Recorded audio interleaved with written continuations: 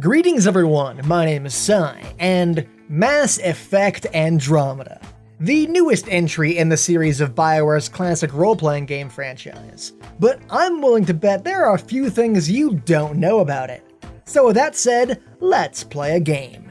If you guys learn one new thing while watching this video, I want you to give it a like. But if you already knew all 10 facts before watching, I want you to give it a dislike, guilt-free. Because if you already knew everything, that means I didn't do my job properly. So without any further ado, here are 10 things you didn't know about Mass Effect Andromeda.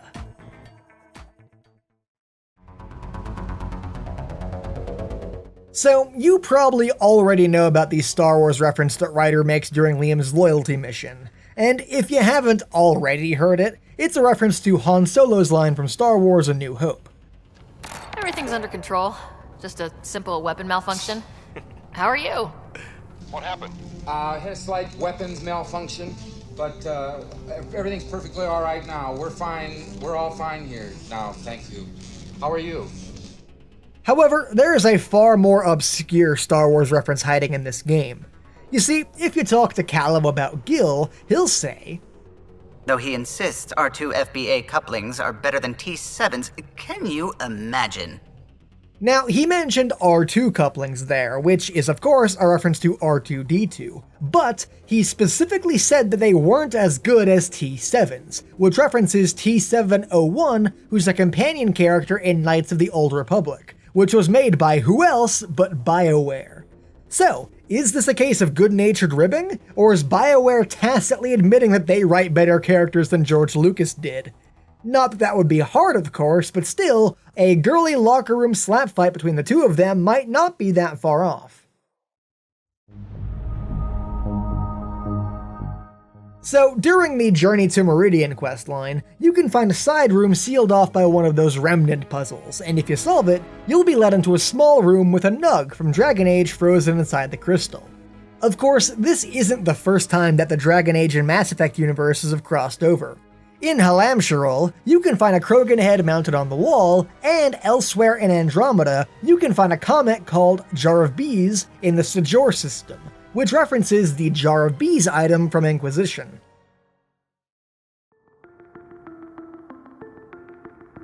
So, do you know about Simo Heiha? I think I'm pronouncing that right. Dude's insanely interesting. He was the legendary, quote, deadliest sniper in history, with a confirmed kill count of 505, although it has been suggested that his unconfirmed count could be as high as 800. All of which were accomplished in less than 100 days. Now, why this is relevant is because on the planet Viold, there's a particular quest you can get from driving around called White Death, which was the nickname given to Heiha. In the game, the quest involves tracking down one of the dog-like wraith enemies and scanning it, at which point an Angaran sniper will take it out.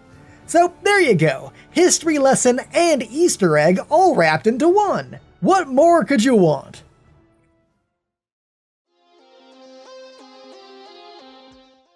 So in Mass Effect 3, you could find a mysterious console located on Surkesh, the Salarian homeworld, that technically does nothing, but every time that you press the button, a Salarian standing nearby would comment on how you have no idea what that button does. Please don't touch that. As I said, Commander, don't touch that. Again, I would ask you to refrain from touching that. Well, did you know that this Easter egg appears once again in Mass Effect Andromeda? Go ahead. Touch it one more time. And then I'll let you in on the secret. Okay, one more to make sure you really want it. Right, so every time you push that button, there's a 50-50 chance a prisoner in the next room dies from electroshock. And yet you did it again. Good thing I'm kidding. It doesn't actually do anything. This is Kadara. Everything's busted. You think you would have figured that out after the 28th try. Sucker.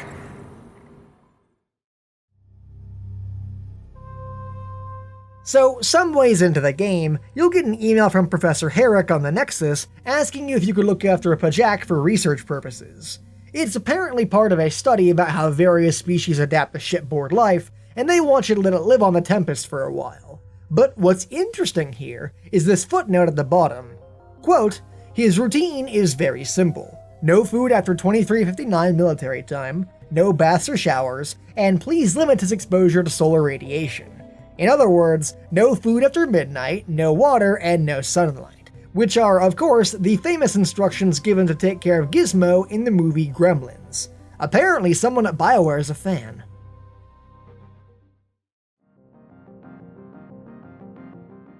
So, did you know that you can get a hamster in Andromeda?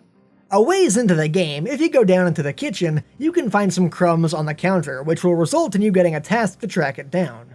So, you follow the trail and end up crafting a trap for it, but after you capture it, Ryder gets the option to either release it off-world or keep it as a pet. And if you do keep it as a pet, then you can visit your hamster in your room whenever you like.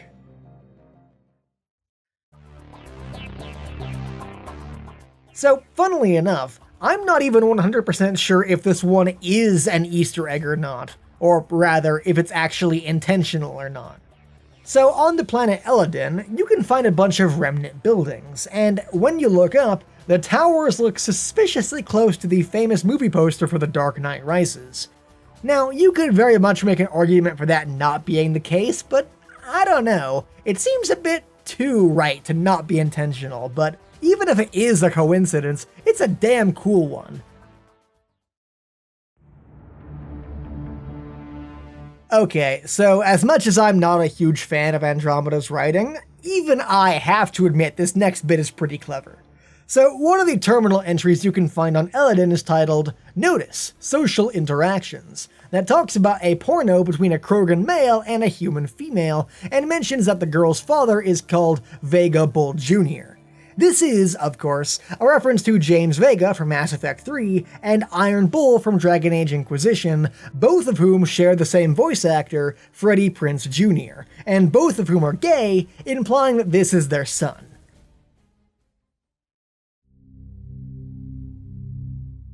So, as someone who just finished a Rick and Morty marathon in time to watch the third season, finding an Easter egg from that show in Mass Effect Andromeda was incredibly gratifying to me. Now, in Rick and Morty, the characters tend to go dimension hopping a lot, but the number assigned to their home dimension is C-137. And did you know that the corridor outside the Nexus Tech Lab is denoted with that number? Wait a minute, that just made me think. What if all the glitches, bugs, and technical flubs in the universe are just a result of the Ryder family being inside a massive Zagarian simulation set to run at 10% efficiency? That would certainly explain a lot.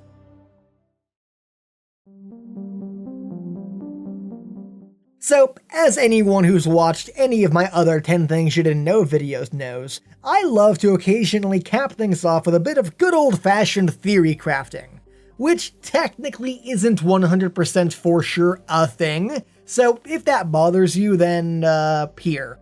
Did you know that there's a Plants vs. Zombies Easter egg in the crew bed aboard the Tempest? You did? Well, whatever, on to the theory.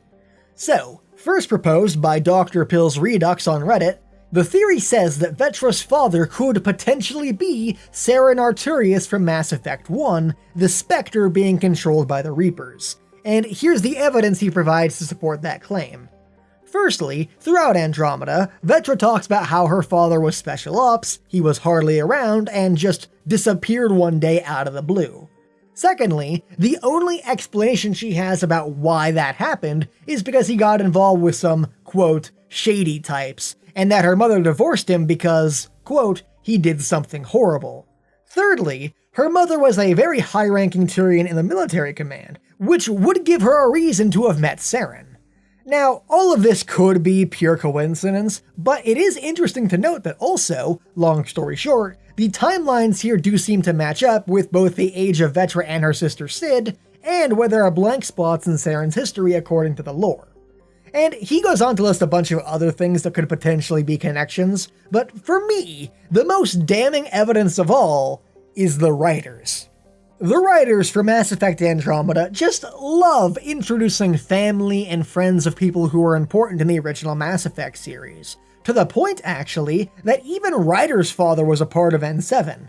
Hell, if I had wanted to, I could have easily filled this list with just, hey, did you know about this character over here who's a reference to the original series?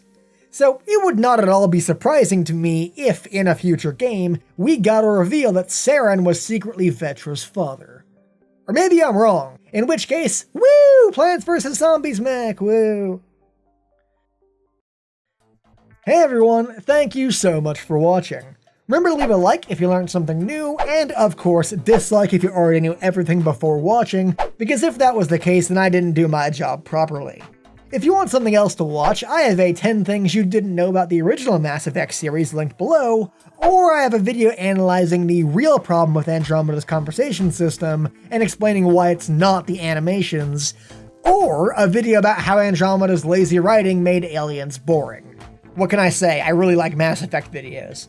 And finally, I want to give a shout out to some of my special Patreon patrons, including Isaiah Christo, Sawsbucky, Forgotten Paladin, Killy, Ludwig, Mageline, Mythnut, and an account that I made to donate to myself to pretend that I have more fans, for all their support.